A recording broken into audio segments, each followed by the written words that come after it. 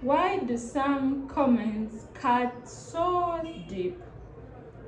Why does one small action from someone make you explode all of a sudden? Why do some situations make you shut down instantly? Hi besties, welcome to today's video, and this is a conversation we must have. We need to talk about emotional triggers.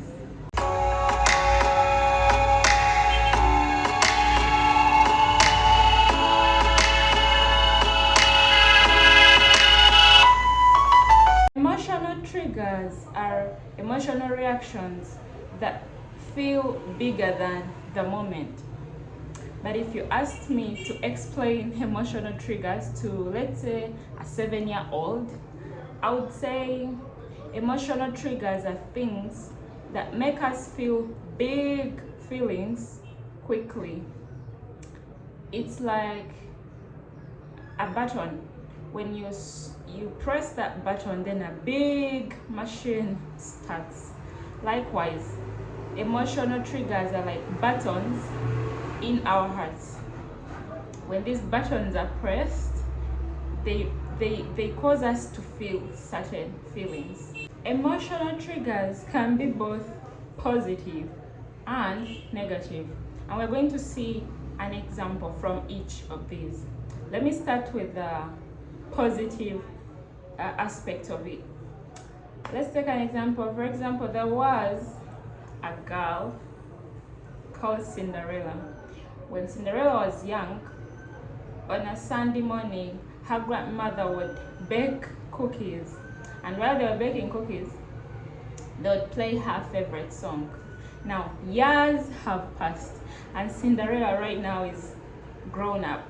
But each time she gets that smell of someone baking cookies, or she just hears her favorite song, it gives her a feeling of warmth, happiness, And this is just not because of what is happening right now, but she remembers what used to happen in the past. So she associates the smell or her favorite song to the nice feeling she used to have with her grandmother, even when her grandmother is not here anymore.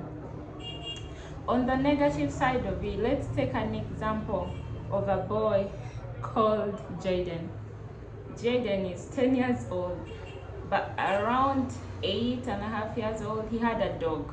But one day, this dog ran away and it never came back. Today, if Jaden sees a dog running down the street, he instantly feels angry and sad, and he feels like he wants to cry. This kind of reaction is not just because of the present that he has seen a dog running. It's because of the past experience. One thing that should be noted about emotional triggers is that they bring out a reaction that is way out of proportion to the situation that is happening at the moment. For example, if there was this boy in their lower school, they were running, having a school race, and this boy fell down. And that day, the classmates laughed at him so hard. Now, years have passed, and this boy is actually playing football today when he's actually older. He sleeps, and his friends laugh at him, just for fun. But this boy gets really angry and he wants to fight and all that. Now, this reaction is not to the present event.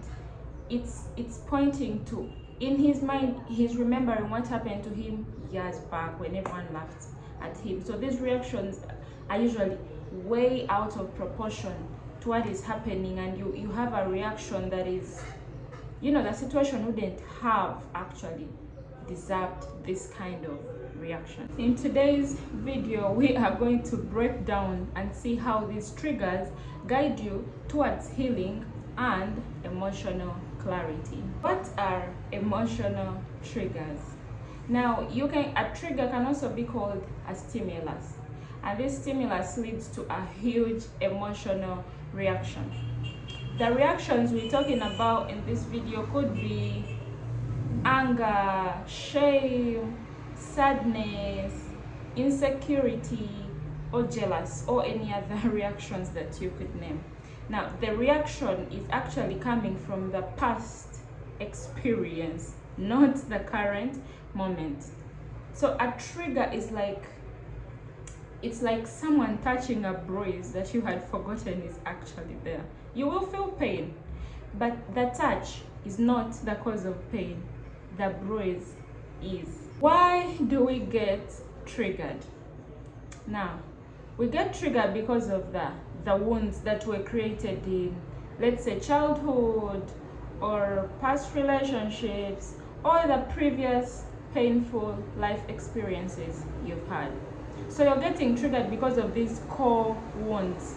And these core wounds could be things like you're feeling like you're not good enough, you feel you're unworthy, fear of abandonment, fear of losing control. These are some of the core wounds that can lead you to be triggered. So when something in the present resembles the past, your brain is going to sound an alarm like, hey, we're in danger, and then you react way out of proportion. Types of triggers and what they teach you about yourself. Let's start with this one. For example, if someone ignores your message, that is a trigger. Someone has ignored your message. Your reaction could be anxiety or overthinking. And what does this teach you? This shows that you fear abandonment or you fear being unimportant, you know. Another trigger could be like your partner liking someone else's post, maybe on Instagram or whatever, and you react by being jealous or comparing yourself to this person whose post has been liked. This reveals that you have the fear of not being enough. Another trigger could be if you're having a conversation with anyone, then they raise their voice, they use a loud tone, maybe in a relationship or whatever. Your reaction could be panic. You start panicking, or you actually just become numb or shut down. This reveals that you probably experienced hostility while growing up. Another example of a trigger could be if someone changes their plans. Maybe you had a plan with someone, you're like, oh, we're going to hang out or whatever, and then this person all of a sudden changes their plans. Your reaction could be you feel disrespected. So this reveals that you need reliability, you need proper communication. So these are some of the types of triggers and what they could be trying to communicate to you. We shouldn't look at triggers as our enemy, because triggers don't show what is wrong with someone. They instead show what still needs healing in us. What should you do when you feel triggered or when you are actually triggered? Step one is pause. Pause, pause, pause. Do not immediately react. Don't speak immediately. Don't text back immediately. First, allow this wave of emotion to pass.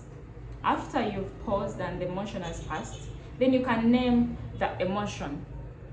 You could say, I feel rejected, I feel unsafe, I feel disrespected forever. Well, after you've named what you're feeling, remember we're saying I. You're not attacking the other person, you're saying I feel disrespected or unsafe or whatever. Then you ask yourself these powerful questions. What does this remind me of? Because you say this, oh, this is coming from the past. What does this remind me of? When is the first time I ever felt this way?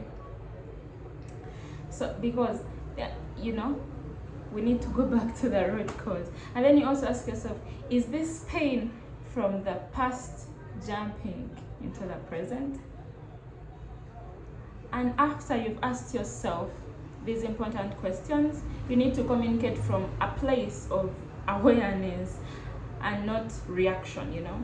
So you need to make statements like, you need to say, I feel this way, I feel like that, instead of saying, you always do this to me, you always make me, maybe instead of saying you always disrespect me, you always shout at me or whatever, you speak because you've understood, you're aware, you say, I feel neglected, I feel disrespected. And after you've realized that, then you actually need to seek healing.